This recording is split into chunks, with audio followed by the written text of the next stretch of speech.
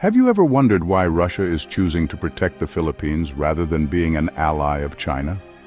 Global politics are a vast ocean of shifting currents. Nations, like ships, adjust their course. Why would a Eurasian giant like Russia look with such interest towards an archipelago in Southeast Asia? What calculus is at play here? The world watches the great powers. Their moves define epochs. We see China's rise, America's enduring presence. Where does Russia fit in this Asian picture, especially in relation to the Philippines? Is Moscow seeking a new friend? Or perhaps, is it looking for something more specific? These are not simple questions with easy answers. The board is complex. What are they truly seeking in Manila? A partner, a proxy, or something else entirely? History rarely offers direct parallels, yet its echoes resonate. They shape present perceptions, future possibilities. Russia and the Philippines are not strangers, not entirely. Their interactions are not headline news, not like the grand sagas of empires, but threads exist, woven into the past. Consider the late 19th century, a time of global change. Russian explorers and scientists sailed the Pacific. Did their voyages touch these islands? What records remain? Some accounts speak of fleeting encounters, of Russian ships seeking haven or trade. During the Russo-Japanese War, were there moments of quiet contact or observation in neutral ports like Manila? These are not tales of deep alliances, true, but they represent an awareness, a Russian consciousness of this part of Asia. Economic ties often follow strategic interests, or sometimes they pave the way. What does Russia see in the Philippine economy? It is not a giant market like China, nor a technological powerhouse like Japan or South Korea. So, what is the attraction? Could it be about diversification? Russia, facing sanctions and seeking new partners, might see the Philippines as a welcoming shore, a new destination for its goods and investments. Consider specific sectors. Energy, for instance. Russia is a major energy exporter. The Philippines is an energy importer. Is there a match waiting to be made? Beyond oil and gas, what about agriculture, or even nuclear technology for peaceful purposes? These are areas where Russia possesses expertise, and where the Philippines has growing needs. Such cooperation could offer mutual benefits, quietly building bridges away from geopolitical storms. Then there's the allure of ASEAN, the Association of Southeast Asian Nations. The Philippines is a key member. Deeper economic links with Manila could offer Russia a better foothold within this dynamic regional bloc. Geography is destiny, some say. Look at the Philippines on a map. It sits at a crucial maritime crossroads. The South China Sea, a vital artery for global trade. It is also a theater of complex territorial disputes. How does Russia view this strategic waterway? And what role does Manila play in Moscow's calculations? Russia is not a primary claimant in these disputes. This gives it a degree of neutrality, or at least the appearance of it. Could this position allow Moscow to play a unique role, perhaps as a mediator or a balancing influence? A closer relationship with the Philippines might give Russia a better understanding of the regional dynamics, and a platform from which to project its own maritime interests, even if those interests are not always loudly proclaimed. Section 5. Navigating the triangles, Russia, China, and the Philippines. International relations are rarely a simple dyad. Often they involve complex triangles, or even more intricate polygons. The Russia-China-Philippines triangle is one such fascinating study. Russia and China share a no-limits partnership, we are told. They are aligned in their pushback against a US-led world order. But how does the Philippines fit into this, especially if Moscow seeks closer ties with Manila? Could Russia's engagement with the Philippines be a way to subtly balance its own deep ties with Beijing? Great powers rarely put all their eggs in one basket. Even with close partners, a degree of strategic autonomy is prized. A friendly Philippines, independent in its foreign policy, might offer Russia options, a different channel of influence in Southeast Asia. One not solely filtered through its relationship with China. Consider the South China Sea again. China has expansive claims. Section 6. Manila's independent course. A Russian tailwind? A nation's foreign policy choices open doors, or sometimes they close them.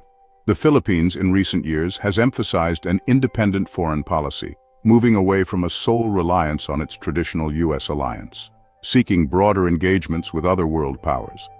How does this posture appeal to Russia? Does Moscow see an opportunity here, a window that was previously shut?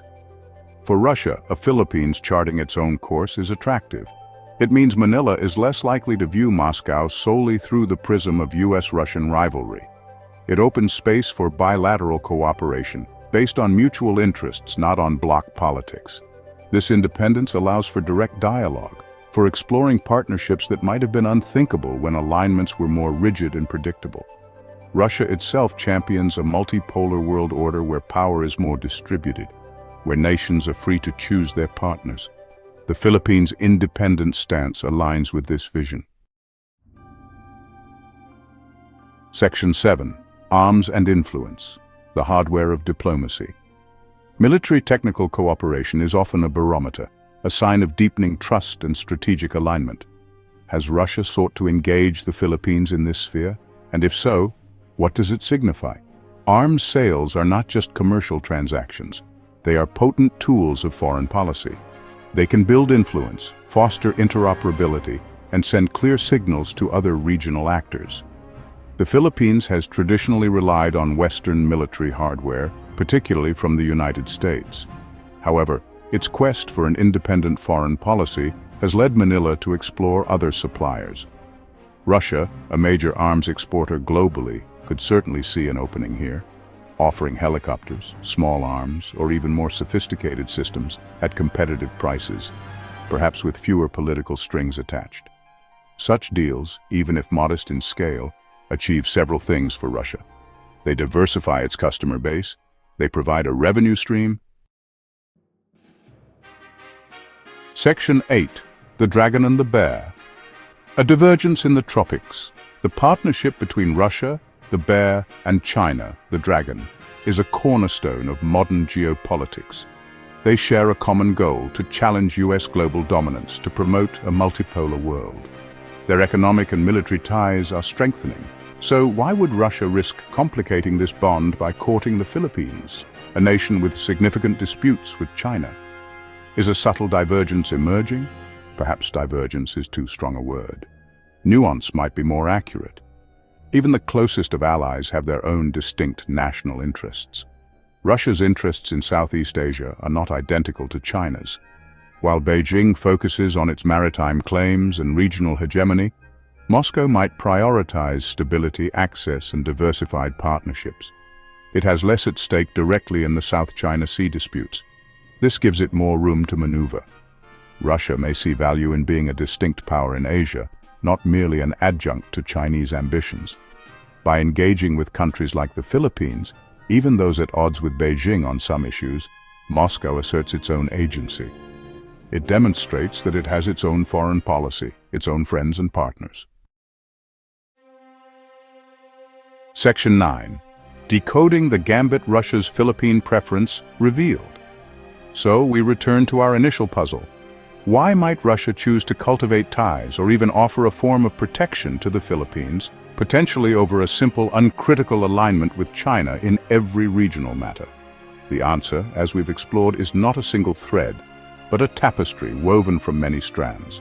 History, economics, strategy, and politics all play their part. It is a complex calculation. The historical echoes, though faint, provide a context. The economic opportunities offer mutual, specific benefits. The strategic location of the Philippines is undeniable, a fulcrum in the increasingly vital Indo-Pacific. Manila's independent foreign policy creates an opening for a Russia seeking diverse partnerships, and military technical cooperation offers a tangible way to build influence and demonstrate capability. This is not about replacing China, but about adding another layer to Russia's Asian engagement. The Philippines, as a key archipelagic nation, represents a partner in a more multipolar maritime Asia, a partner that isn't beholden to other great powers, offering Russia a unique point of engagement and influence. It's about securing a friendly, independent naval touchpoint and a voice in a crucial oceanic realm, far from its traditional European focus. Don't miss out on future explorations and discoveries. Hit subscribe and ring the bell to stay updated with our new content. Your journey of wonder continues with every video. Stay connected and engaged on social media. Continue the conversation, follow us. Thank you for being a part of the Have You Ever Wondered community. Keep wondering, keep discovering. Until next time.